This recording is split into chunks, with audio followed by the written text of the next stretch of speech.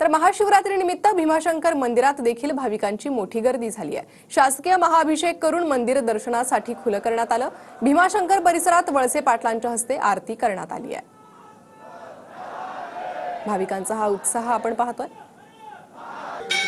अधिक अपडेट आपण घेणार आहोत आमचे प्रतिनिधी सुनील थिगळे यांच्याकडून। सुनील, काय अधिक अपडेट आहे?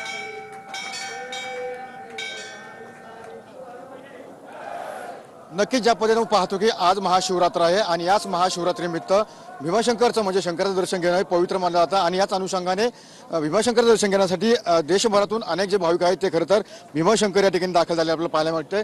आपण या ठिकाणी पाहतो की भाविकांच्या लांबच लांब रांगा या ठिकाणी लागलेल्या आहेत। रात्री 12 वाजता या ठिकाणी जो शासकीय महाअभिषेक आहे तो करण्यात आला आणि त्यानंतर हे जे मंदिर आहे ते मंदिर खरं तर भाविकांसाठी खुलं करण्यात आलेलं आपल्याला पाहायला मिळतंय। आपण या ठिकाणी पाहतो की मंदिराच्या बाहेरपर्यंत दूरपर्यंत लांबच लांब रांगा लागलेल्या आपल्याला पाहायला मिळतंय आणि हर हर भोले हर हर शंभो अशा गजरात या ठिकाणी जे भाविक आहेत ते भाविक खरं तर रांगांमध्ये उभे आहेत। प्रशासनानं खरं तर या ठिकाणी मोठी जय्यत अशी तयारी खरं तर केलेली आहे, कारण की महाशिवरात्रीची जी यात्रा असते ती सर्वात मोठी यात्रा या ठिकाणी मानली जाते।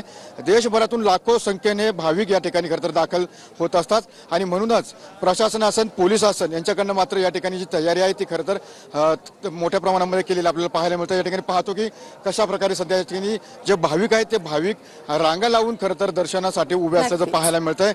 ज्या पद्धतीने पाहतो की मंदिर असेल मंदिराला सुद्धा सुनील, धन्यवाद या सविस्तर माहितीसाठी।